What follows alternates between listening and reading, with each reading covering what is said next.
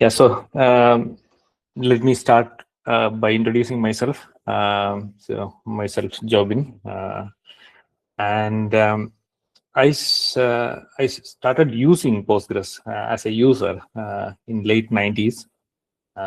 So that was when I was in REC. My professor introduced this because that time it was a academic project in US. The time internet was not good, and somehow we got it installed and started using that. Yeah, and it's in industry it is a long 25 years now.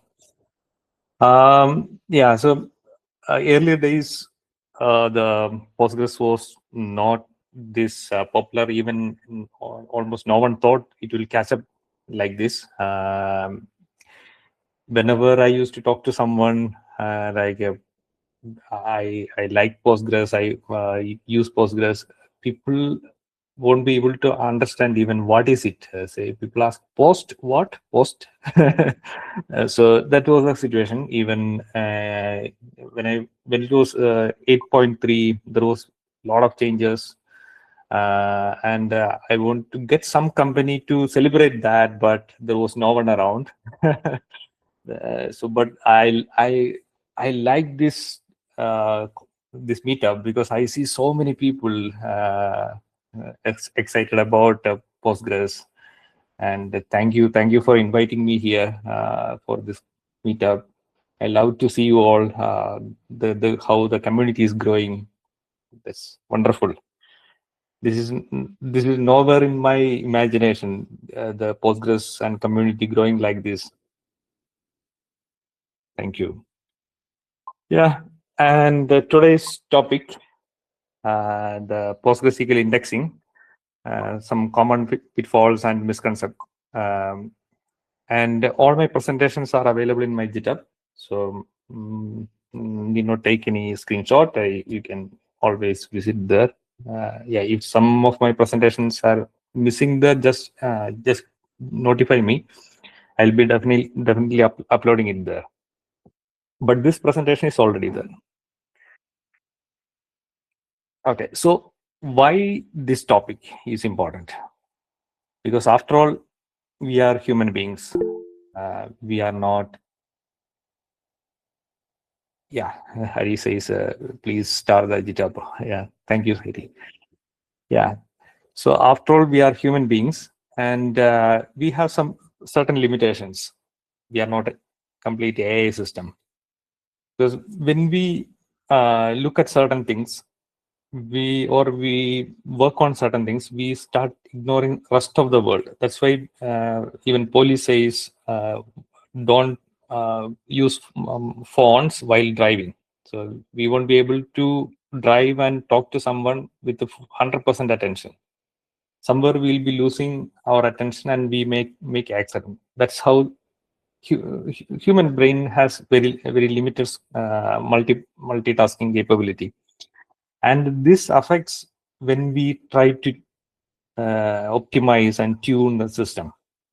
When we concentrate on something, we'll lose a lot of things outside. The larger picture will be out of our scope. It's blind spots will be there, and we'll be unaware about the consequences of our actions. So that's why I thought of talking about this, because all of us will be trying to do some kind of SQL tuning. And when we focus, say someone will be complaining some of the SQL statement is running slow. So we'll be focusing on that SQL statement, trying to make it faster and faster. And we'll be unaware about the consequence of making it fast. We could be hurting the rest of the system, which we remains unaware until something completely goes wrong. It's sometimes even at a later stage. So, and then we won't be able to recollect all these are consequences of what we done as part of tuning or something. Our intention will be to make the system better, but end of the day, it could be going wrong in the opposite direction. Yeah, so we need to be aware about all the negative impacts then at least we'll start thinking, okay, if I do this, there could be some consequence coming up later. Yeah, and indexes are one common area where this happens. Say you might have seen movies where some medical research person will be trying to develop some new medicine and accidentally creating a virus. And that will affect the health of larger population. That similarly, that can happen in database world also, when we concentrate on certain things, ignoring the rest of the things. So we need to maintain 360-degree awareness always. Once we have this basic ideas in mind, we'll be always start thinking about the consequences. So the first thing, which everyone knows, indexes penalize the transactions. So when we say when we are creating an index, basically what we are saying is we speed up a select statement. When select statement is speeding up, there is a consequence of the transactions. Transactions will be slowing down because every transaction need to update all the indexes. So the index creation is all about shifting the attention from transaction to select performance. So we punish or we tax the transaction, and we give that benefit to the select statement. This is what happens when we create an index, and this is a common across all databases, and that affects the transaction performance. So if you have a database which should be performing at the highest TPS, the transactions per second may come down, but the SQL statement, the select statement, may be speeding up, because each transaction need to update indexes. This everyone knows. So the mental picture we need to carry is that indexes are not free, of course. There is nothing free. Everything has associated cost involved. So the indexes are a set of baggage the system need to carry. It need to maintain those indexes. It's not free. Yeah, and that people may say that, okay, I created an index and it created a lot of performance improvement. That kind of testimonials will be there, but they won't be aware about the consequences sometimes, and sometimes people may not be talking it outside. Yeah. Any question? No. Okay. Yeah, so going back 1 decade back, so this is a very famous or notorious blog post by Uber, why they ditched PostgreSQL for MySQL. It's I think this was published in 2015. Uber moved from PostgreSQL to MySQL because of the write amplification. So what is a write amplification? Write amplification is a small logical update. We could be updating one column or something, and which could trigger a lot of subsequent writes, writing a few bytes, and it could be larger writes in the system. So you can think about it as a domino effect, multiple things falling down. So first of all, writing something into a database system, whether it is Postgres or MySQL or Oracle, is costly. There is already a write amplification. So think about any database system, not only Postgres. There could when you write something, the previous images need to be maintained. So in other systems, we call undo management. So the previous images need to be copied to somewhere else or maintained somewhere. So there is a associated data movement. In Postgres, the MVCC is within the table or indexes. So again, the row need to be copied over to the next place. So there is the previous version maintenance requires additional writing. And then the redo or transaction log or val So those are the additional writing happens. And then the data need to get into the data files, next level of writing. And there are further flushes and fsync calls, all those things. So if you compare writing to a file versus writing to a database, writing to any database is at least five times costly than writing to a file, minimum. The 5 times is the minimum which we can say. In fact, that the magnitude will be much higher. So when we write into a database, there is an existing write amplification. Plus, when we have indexes, it causes a lot more like write amplification. And yeah, I forgot to mention why Postgres keeps the Postgres logs into files. Why people try putting that into the database. The primary reason is writing to a log file is easy and it consumes less resources. It's just writes and leaves it. If you try to write to a table instead, it is 5 times costly, a minimum. So that's why if someone asks, can I put the log files into tables? Yeah, better avoid. It is costly. Yeah, and Uber had problem because they had too many indexes on the table. And it is much worse in Postgres because the secondary index in PostgreSQL is more difficult to maintain because, as I mentioned, when we update a tuple, a new version need to be created in the same table. There is no in Postgres we don't have an undo area or undo space. The undo is sitting within the table itself. The MBCC is within the table, new version. So the consequence is that this new tuple need to be referred in all the indexes. So every index need to be updated. An update causes a new tuple in the table, and all the indexes need to be updated pointing to the new tuple. So in some other databases, the secondary indexes, what is secondary index? Other than primary key, if you create an additional index, that's called secondary index. Those secondary indexes will be pointing to the primary key in many other systems. But in Postgres, the secondary index will be pointing to the actual tuple in the database. Yeah. And write amplification due to scattered storage. So end of the day, the most general the structure the used for a index is a B tree structure. It looks like this.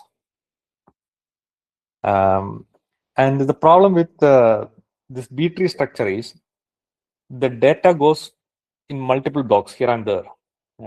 So if you suppose you update or just do a bulk updates or insert a new set of rows, say 5 new rows comes to the table. The 5 new rows could be getting into the table in the same block, one after another. But the index corresponding to those new tuples will be getting into multiple pages in the indexes because it's a B tree. So one record goes there, another goes here. So when a table is getting updated, the writing of table is small, but writing to indexes is costly. So this is the write amplification caused in due to the scattered storage of B tree index. So the update statement is costly here. Update, insert, almost all DML operation need to maintain the indexes, and that will result in scattered write. So the actual write happens behind will be much higher.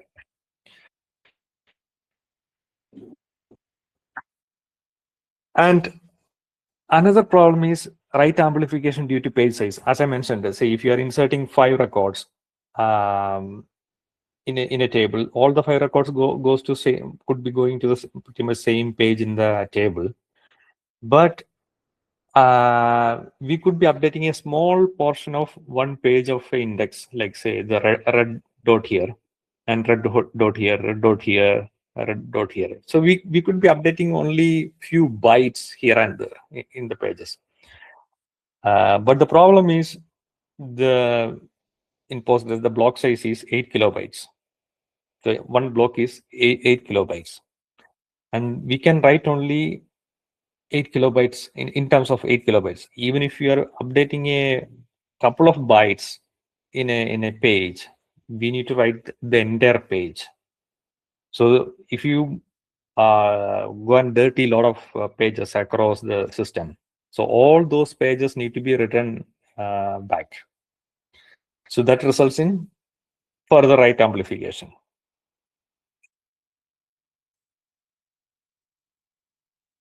And write amplification due to the lack of direct IO. Postgres don't do direct IO. It uses the OS level cache, page cache. So the consequence is that the Postgres will be requesting some page. Say, give me 8 kilobytes of this. And the what operating system thinks is, okay, most of the operating system, including Linux, is tuned for read ahead. The operating system thinks that there is a subsequent read request coming in. So in reading one block or 8-10 blocks at a time, there is not much difference. So operating system will try to read more ahead, so that when the program requests for further blocks, it can readily serve those blocks. So this will result in read amplification. So operating system could be reading more than what we requested, and that too random read.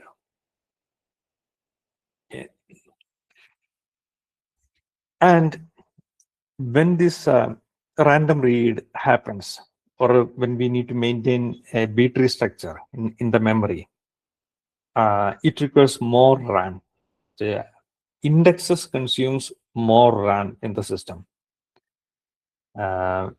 Because think about any database system where the least recently used algorithm will be used for keeping things in the memory. So only those blocks which are requested last will be there in the memory. Rest of the things can be moved to swap, or can be flushed out. Say you have background writer, checkpointer, all those things. It can be flushed out. But since indexes are to be updated, all those blocks need to be staying in the memory always. So even if Postgres try to flush it, Postgres need to again bring it back. So the index caching requires a lot more memory than the actual heap page cache.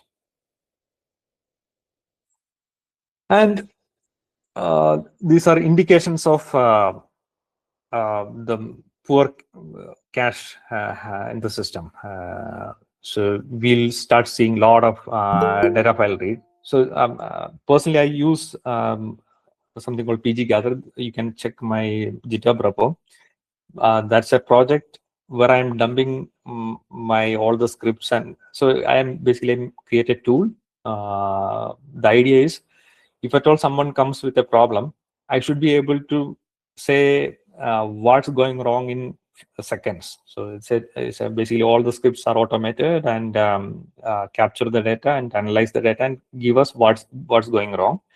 So please visit the PgGather repo if you are interested. I don't know anyone of you are already using it. Yeah, so if you are using that, and if you're seeing the data file read as the major weight event, some in the top one of the top weight event, that tells us that the Postgres is not having sufficient cache. So it is every time we need to go and request operating system to get me some more data, like repeatedly asking for getting further data from the disk. So that is reflecting as data file read. So if you are seeing data file read, that's a primary indication that the page, the cache, the shared buffers is not sufficient to or the actual data to be cached is bigger than the shared buffers. And another indication is the number of pages need to be cleaned by backend. So you know the backend. So whenever you connect to a database, there will be a backend process created in the server, just like Oracle. So you have a backend process. And when you execute a query, the backend process will be executing that. It will be, and it checks whether the pages are available in the shared buffers or not.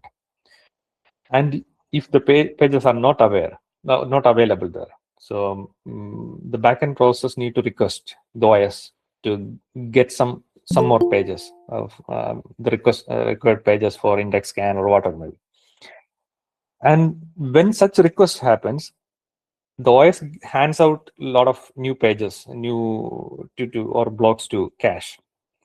But the backend process may not get a free space in the memory to keep that newly delivered pages.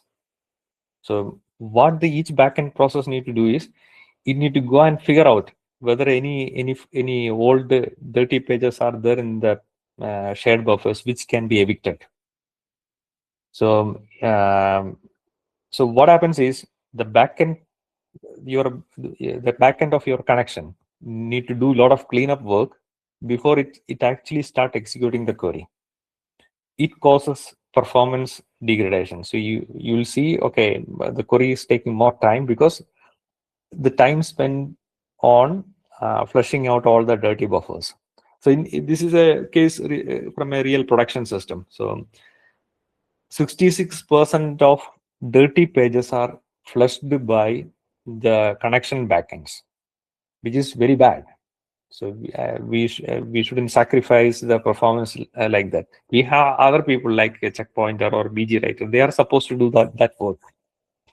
So here in this case, the BG writer takes only 10% of the workload, the flushing. We should give more work to that than the backend. So these are indications of the active data set is bigger than what we can put it into the shared buffers. And this happens more when we have a lot of indexes. Because as I mentioned, the indexes request a lot more memory. And it is memory hungry. And we'll get into this situation. Even if we ramp up your memory, you add more RAM to the system, still if there are a lot of indexes, it will be looking for more and more free area, and we'll end up in backend spending more time in flushing. And this is again another screenshot from PgVizag from a real production case.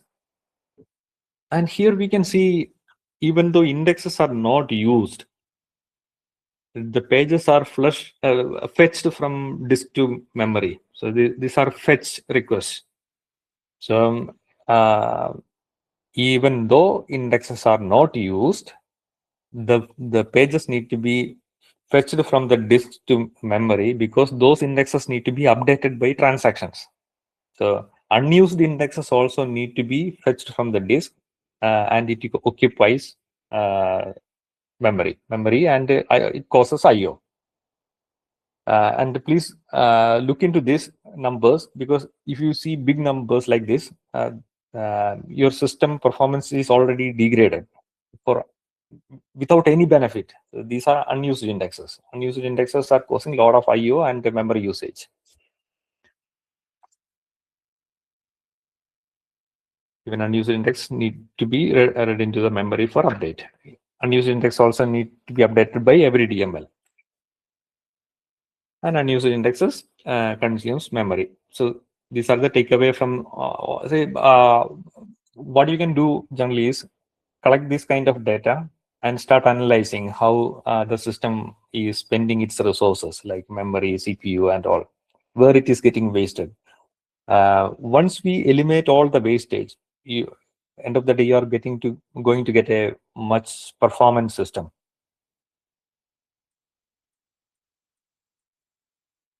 Okay, so here is an extreme case. The val generation is very high because the indexes also causes val writing. Um, if there are a lot of indexes, all the index pages also need to be recoverable. So that causes a lot of val writes. This shows overall the load on the IO. Because one important thing to note here is the data file read, which we discussed, or data file write. Those are basically asynchronous read and asynchronous writes. There is no fsync happens. But writing to val files are synchronous writes. It need to be flushed, fsync need to be called, because we need to have a reliable val for a recovery. So if you are seeing a lot of val writes and val sync, that tells the system is choking on that. So you lost performance already.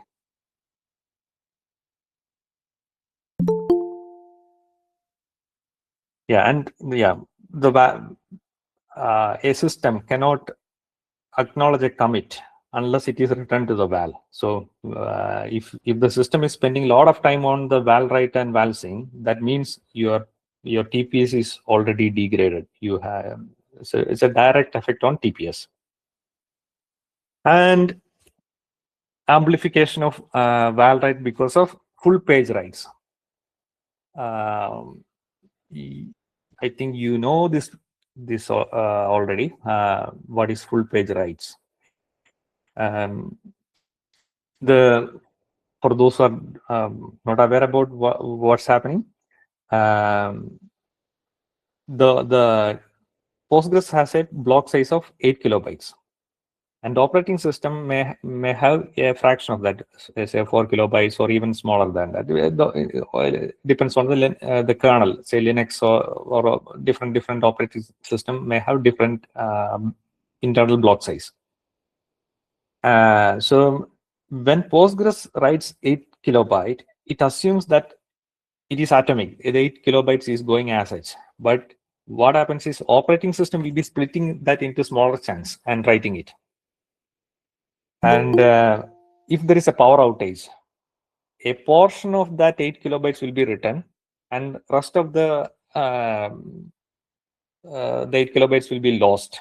So what from Postgres perspective, we are going to get a broken block, messed up. So one portion is written and another portion is not written. To avoid this is called page tearing. So this is every database system need to address this. So if you think about MySQL has something called double buffering to address this. Postgres deals with this in a full page writes. So immediately after a checkpoint, if a page is getting modified, the entire page will be returned to the disk. So that is causing this kind of performance. Performance will be gradually increasing because the cache build up, better cache, and the checkpoint happens. Immediately after the checkpoint, performance drops to a low value. Again, because this is the area where a lot of full page writes will be happening. And again, the performance will increase and reaches the peak. And next checkpoint will be happening.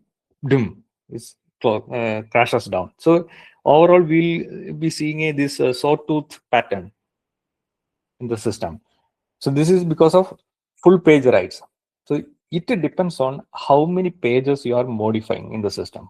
So because every page which is getting modified need to be written into the disk, the val. The first modification, the full page of need to be written into the val for crash recovery. So the effect is multiplied due to the full page writes. If we have a lot of indexes, all those index pages need to get into the val. And this is actually data from a production system. The full page write percentage is 62%. That means 62% of val records are occupied by these full pages. So think about the wastage. Okay. And consequence on val generation, I briefly mentioned about this. So when we generate a lot of val records, whether it is index related or page, table related, there is a cascading effect. So if you have a replica, you need to send more data or wire to the replica. And replication apply also need to do a lot of work, obviously.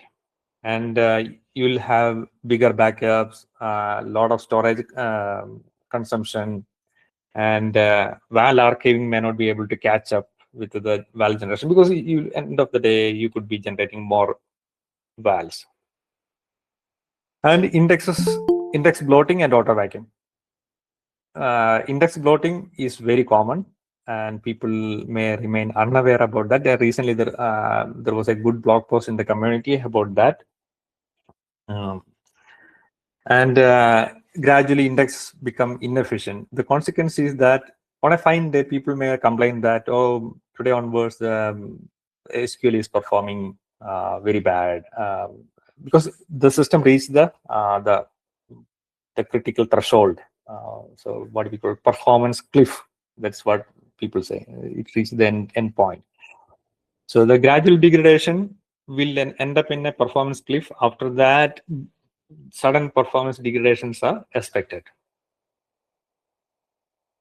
Indexes also need to be vacuumed as per a table vacuum. So if you are closely monitoring many of the vacuum jobs, sometimes what you might observe is the vacuum work will be spending more time on index cleanup rather than the table cleanup, and because indexes are difficult to address for a vacuum, generally takes more time and effort. So if auto vacuum is continuously running, give a close watch what it is doing. If it is spending more time on indexes, somehow try to optimize that, the number of indexes on a table more. And yeah, so auto vacuum, when it cleans up, that also will generate val, and that also need to be so it has a subsequent effect, and that itself will cause more IO. So more cleanup means more and more job. And this is another point. Indexes prevents hot update. I think all of you might be knowing this hot update, heap only tuple update. And one of the criteria for hot update optimization is this: the update does not modify any column referenced by the table's indexes. Only if we satisfy that criteria, then only the hot update will happen. Otherwise, it's a regular update. And the Postgres cannot have that optimization. So if we have indexes on many columns, majority of the updates will be going non-hot updates. So that all the benefit of hot update optimizations we are going to lose. Okay, so I think I covered a lot of problem areas. So, and there are a lot of not only from my side, there are a lot of external materials available to understand further consequences. I'll go through some of them. This is something which I have written. Is there in the Perpana blog site? The link is there. So I list 10 major problems, which some of them we already discussed. And one of my colleague took that into a real test. So this is a blog post from Pablo, and he done a real benchmark. So what he done is really interesting. So he didn't look for a worst case scenario. He looked for a best case scenario where what will be the bare minimum impact of indexes. And that also was surprising. So the degradation is so much. He blogged about that in detail. It's a couple of weeks he suffered to replicate all these benchmark, and yeah. it's really worth reading. The performance degrades a lot.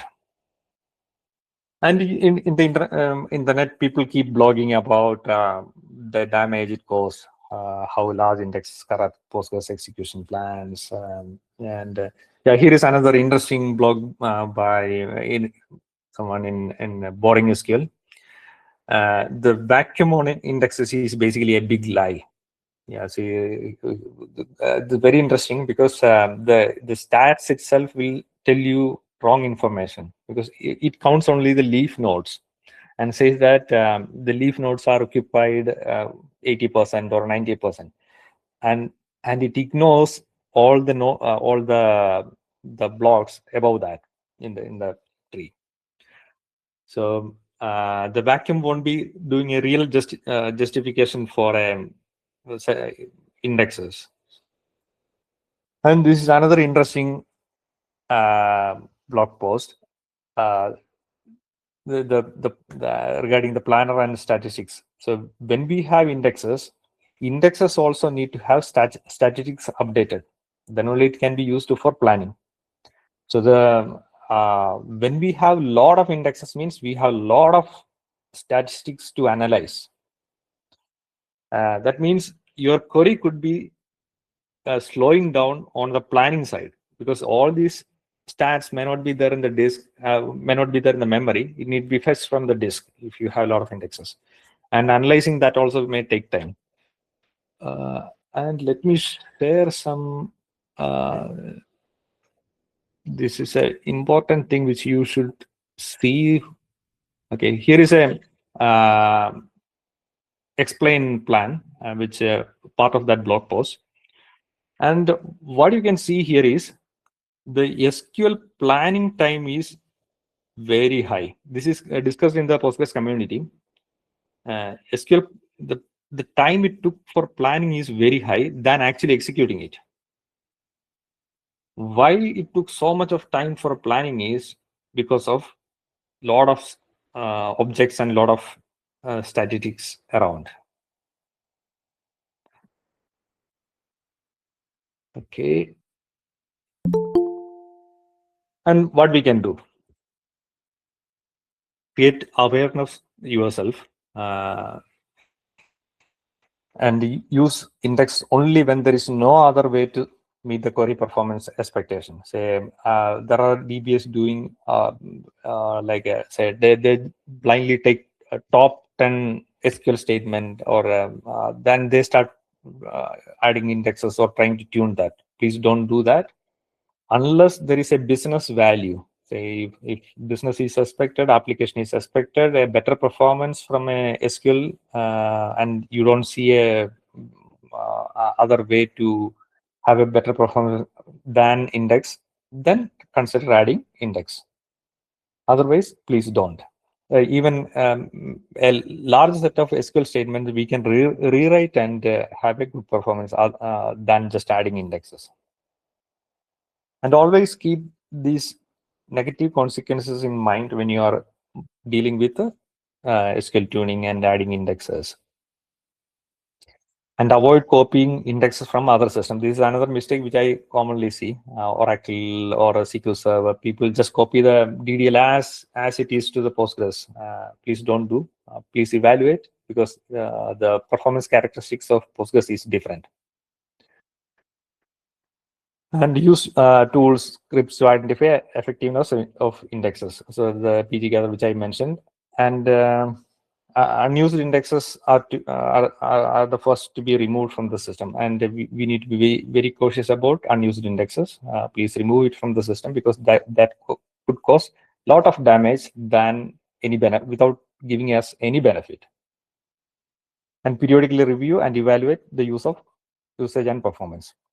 And from Postgres 16 onwards, we have this information. When was an index used for the last time? Apart from the unused, say these indexes are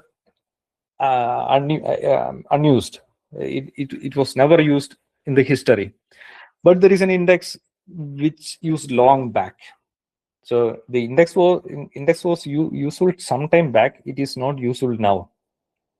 So we need to look into this information also and consider, discuss with your the application architect and start removing that, because that could be causing damage.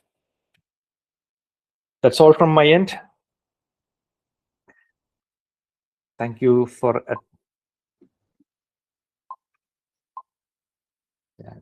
Okay, Jobin, one quick question I have. Yeah. So, primary key index, unique index, and then there is whole other indexes that we create. Uh, I mean, I know for a fact that the data or the access patterns drive your primary key versus composite primary keys. What are some of the best practices that some of the folks who are designing the schema at the very start, right, should take into account? Yeah, that's a wonderful question. In fact, this is what I generally say. I had a presentation some time back. The topic was performance by design. So the performance of characteristics of a system is decided at the time of design. We cannot fine tune it at a later stage. Say, if you are designing a auto rickshaw, it will be auto rickshaw forever. It won't be a Ferrari. You cannot fine tune it and make it a Ferrari. No. So if you need a Ferrari, you need to design it from the start. So the selection of data type onwards, we need to be very careful. So, for example, how the microprocessor works. It is very easy for a microprocessor to deal with integers, because ultimately it's a integer processing unit. It can do the shift registering, all manipulations it can do with integers. But at the same time, data types like numeric, for example, is complex to deal with.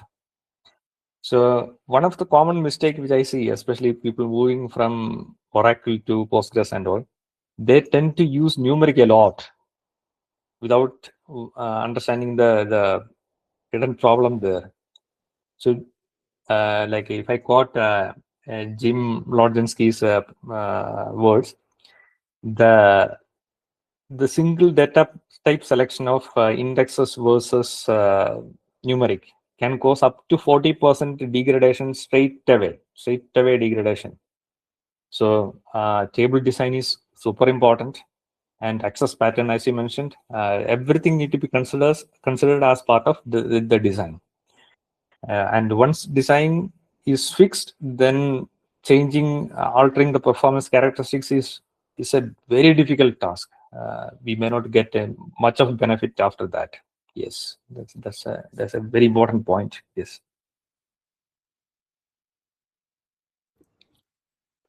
Cool. Thank you, Jobin. And yeah, if you're getting some SQL tuning requests to add to what Harry asked, some SQL tuning requests, the SQL also, the part of the design side also need to be considered, because I keep seeing a lot of extremely bad SQL statements. So the one of the criteria, a litmus test for a SQL statement is, if someone comes to you with an SQL statement, ask them to explain the SQL statement in 5 minutes. If they are not able to explain that SQL statement in 5 minutes, then that need to be rewritten. So one common problem in developers is they could be copy pasting things from here and there. So they do that for SQL statement. And that copy pasting works for application logic, because end of the day, the compiler will be doing optimization, and you will have a somewhat similar performing system in place. But the problem with SQL statement is, if you copy paste, every time when we execute the statement, the load causes on the database server. Database server need to figure out, how to optimize this, and every execution need to do that optimization. And if we write a proper SQL statement, a majority of the problems will go away by the rewriting itself. And please consider watching one of my PGConf presentation about modern SQL. Yeah, SQL is keep updated periodically. Now it's SQL 2023. So please spend time, invest time on learning modern SQL practices. That can actually simplify a lot of SQLs. And now you have all these modern AI systems also. You can even ask how to rewrite with SQL 2023. And the CTEs, all those things are very helpful in lot of places.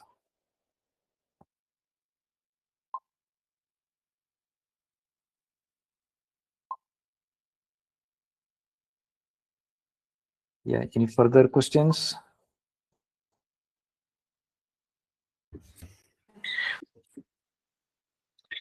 Hi, Jobin. Ravi here. Yeah. And for indexes, what factors we need to check before creating an index for any large table? Because we are facing a very big issue 1 week back. So there is a 12 TB database, and the one table has more than 200 GB. We are creating an index on the table, but after creating the index, what happened? That file system got crashed for primary server.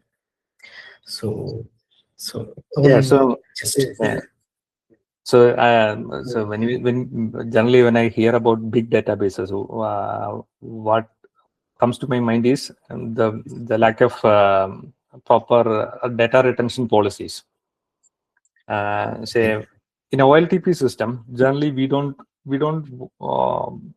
in a good well-maintained system, generally we don't see that big tables. So because when we have a big table, the all subsequent problems pop up. Yeah, the sessions crashing, timing out, all those things, because you have very limited RAM in place. And when we deal with the big databases, big tables, this RAM won't be sufficient to cache. So pretty much every query will be going to disk. So I keep seeing the shared buffer size is 1/100 of what actually required for caching the data.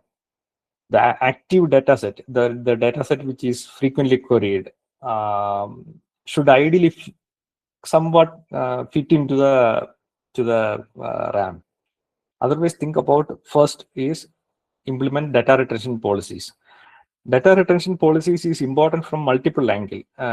It is not for performance or stability, even for security, or say many modern compliances mandate that. So you cannot keep the database the data more than this many years. So first thing to do is get the business and application and ask them, define the data retention policies, and then think about archiving and purging.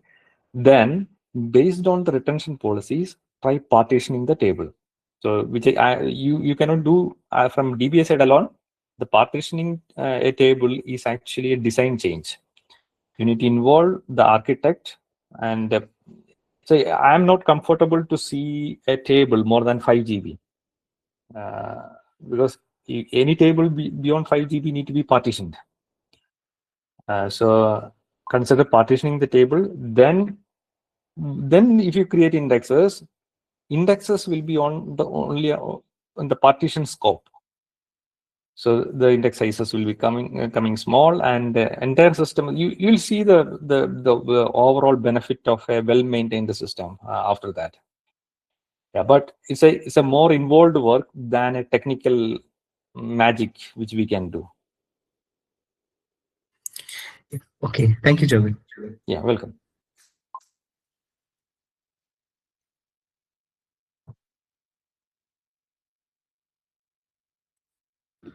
Right. Thank you so much, Jobin. Jashita and Akhil. Should we look at the next speaker, please? Yes, sir. Thank you, Jobin, for the great session. So Thank the you. session is on